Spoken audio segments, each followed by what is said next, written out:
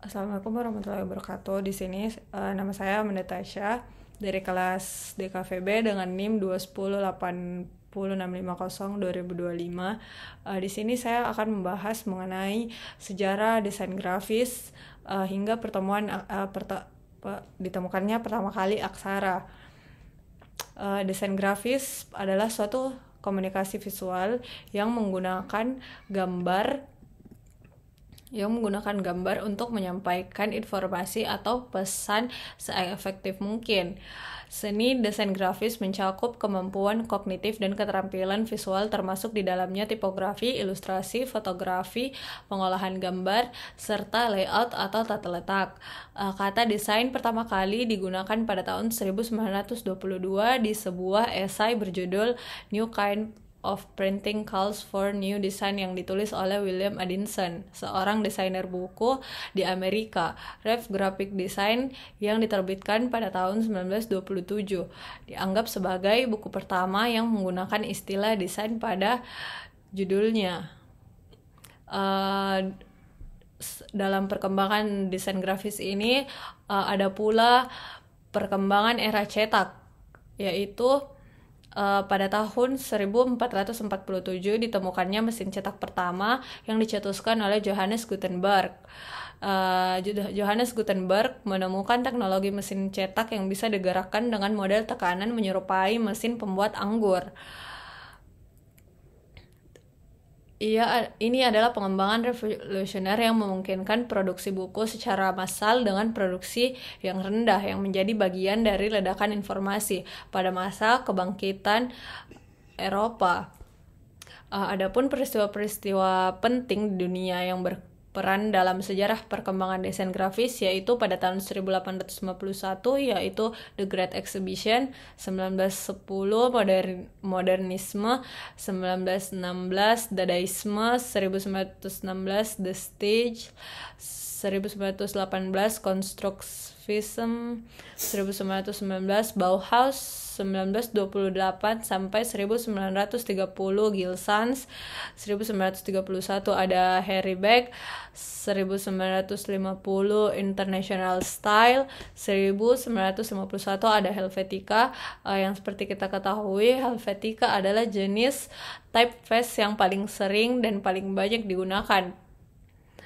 1960 ada Psychedelia and Pop Art. 1984 ada Emigre. Lalu setelah itu saya juga akan membahas asal-usul aksara, yaitu aksara. Pada saat itu tulisan tertua ditemukan di Mesopotamia yang sekarang dikenal sebagai Suriah dan Irak. Isinya berupa catatan pajak persediaan makanan, tagihan hasil penjualan yang lebih dari 20.000 tahun lalu. Gambar cadas ditemukan pada gua-gua di sekitar Asia, Afrika, Eropa, dan Australia. Garka ini ditujukan sebagai karya seni, melainkan sebagai gambaran visual dengan tulisan utilitarian dan ritualistik.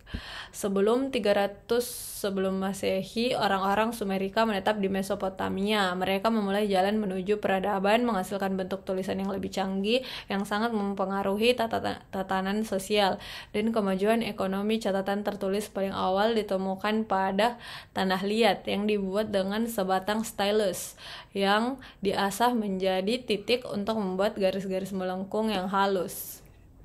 Tanda-tanda gambar ini disebut dengan piktogram.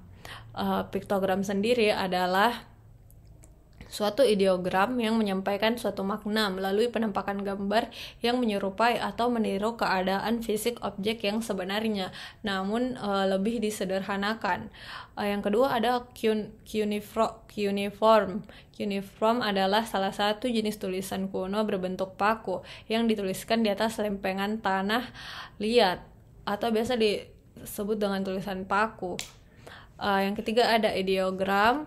Ideogram sendiri dari bahasa Yunani yang berarti ide dan menulis, adalah simbol grafis yang memiliki ide daripada sekelompok huruf.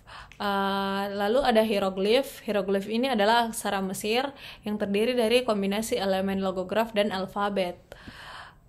Lalu ada papirus. Papirus adalah sejenis tanaman air yang dulunya pernah tumbuh subur di tepi dan lembah Sungai Nil. Sebelum ditemukannya kertas, tanaman ini dikenal pada zaman dulu sebagai bahan pembuatan media untuk menulis.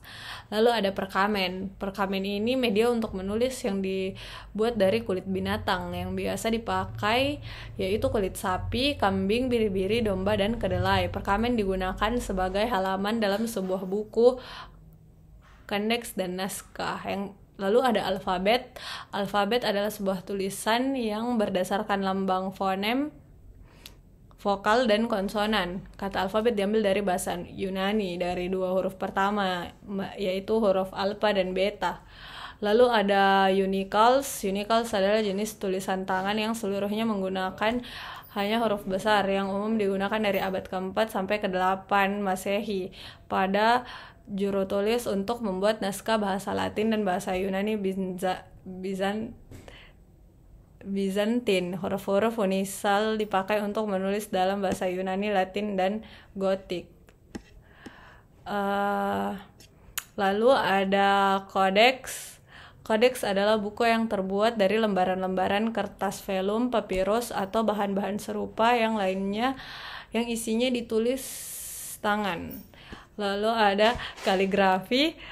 Kaligrafi dari bahasa Yunani yang berarti keindahan dan menulis, atau seni menulis dengan indah sebagai hiasan. Lalu ada manuskrip iluminasi. Naskah beriluminasi adalah naskah berisi teks yang diimbuhi hiasan seperti inisial, marginal, dan gambar miniatur. Lalu ada gotik atau tekstura. Gotik atau tekstura ini merupakan huruf patah atau huruf gotik, juga dikenal di kalangan awam Indonesia sebagai huruf Jerman. Merupakan jenis huruf yang digunakan di Eropa Barat dari abad ke-12 hingga abad ke-17. Sekian dari saya. Wassalamualaikum warahmatullahi wabarakatuh.